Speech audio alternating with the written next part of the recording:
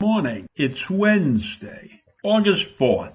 And today I have to tell you something that's better late than never. Joe Biden's ambitious vaccination schedule has finally reached the 70% level. He wanted 70% of the people in this country to have one shot a month ago. So he missed that by a month. And I can't blame him for missing that too much, considering that at the point at which he took over this country, we had many people who weren't going to get vaccinated at all. Now, it's true that our former president did a good job in lining up the vaccination companies to do their job, and Operation Warp Speed was a success, even though there were several minor glitches involved with delivery schedules and all of that. But all in all, I have to give him credit for that. What I won't give him credit for is an obnoxious way of not wearing a mask and proving that he was tougher than everybody else in the world, which caused many in this country ignorantly to avoid getting vaccinated. Because if the president didn't have to wear a mask, why do I have to get vaccinated? And that's not everybody who didn't want to get vaccinated, but it's a fair amount of people. So in any event, we got to 70%. Anyhow, they called it Milestone Monday. And it turns out that the 7-day average of people receiving their first dose was 320,000. And that is the highest since the Independence Day holiday. That we got to the 320,000. But the resurgence of the coronavirus is really the pandemic of the unvaccinated. There are areas in this country where the spread is very high because they have lower than average vaccination rates. And almost all the hospitalization and deaths are now among those who have been declining to get vaccinated. So I ask you, in a country where most of the people are educated, fairly educated, I won't say well educated, I will say fairly educated, and most of the people in this country can afford to take a few minutes off to get vaccinated. So why is this continued obstinance associated with getting a vaccination? Now, there are some who have legitimate reasons for not being vaccinated. They have a disease with low antibodies or something like that. We can excuse those people, but we cannot excuse the people who are obstinate, who are riding a myth that in generations past they were experimented on, and therefore they don't let anybody touch their bodies. Ridiculous excuses like that. In the communities where many are vaccinated, they're doing okay, but they're still smart enough to keep wearing their masks. And that's a critical element here.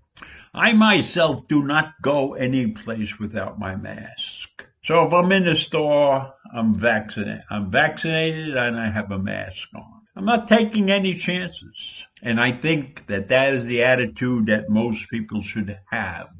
So if you take the view, if you're smart enough to think about it, we want to be done with this pandemic. We want it to be over, but we can't control it. COVID-19 and the Delta variation are not done with us. So we have to battle on a little bit longer. And a little bit longer is a nebulous term because it could be 6 months, it could be a year, or maybe it'll only be 30 days. I seriously doubt that. We're averaging like 72,000 new cases of COVID-19 per day. That's higher than last summer's surge, when the vaccines weren't even available. It's a lot better than the number that we saw in January of 2021.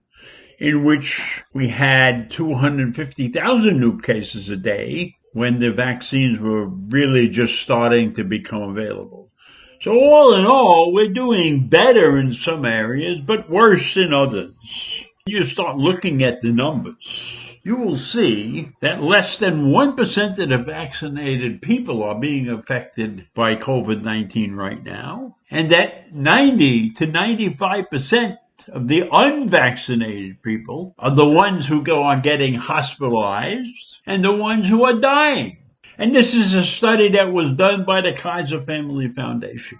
So it's not something that I'm making up here. So if you're not wearing your mask and you're not vaccinated, you're really looking for big trouble. And I cannot understand to this day, with people dying, 600 some odd thousand deaths in this country. So even though we've reached our target a month late, the CDC just published some information that indicated that less than 50% of the U.S. population who were eligible are now fully vaccinated. So that's not a great deal. That's not a big deal just because we made this target. We're still a long way to go. But the demand for shots have increased by 28% in the last week or so. And we've reached some new daily high of 673,000 vaccinations that were administered. So in some cases, we're moving in the right direction, and in other cases, we're not moving in the right direction because we still have people who don't want to be vaccinated. They don't want anybody experimenting on their body and all kinds of other cockamamie reasons. So there is a cadre of people out there who are willing to risk their lives, the lives of their relatives and friends and strangers they should happen to run into on some street corner or some store or some event. So we still have a long way to go, and COVID-19 is not letting up. And who knows, maybe Delta will disappear and Epsilon will show up, or Omega or somebody else will show up. One other variation that needs a Greek letter of the alphabet. Only has to look at what's going on in Florida, a state that is getting hammered by COVID. DeSantis finally did something intelligent by issuing a mask mandate. But in defiance to the governor, the superintendent of the country's fourth largest school district, Miami-Dade, is considering defying the mask mandate. So why, when we have people in authority who are supposed to do the right thing, why is it so difficult to get them to do the right? Why would he object to masks for the protection of the teachers, the students, and their families? I can't understand the mentality of supposedly an educated person who should have the health and well-being of his universe at his heart.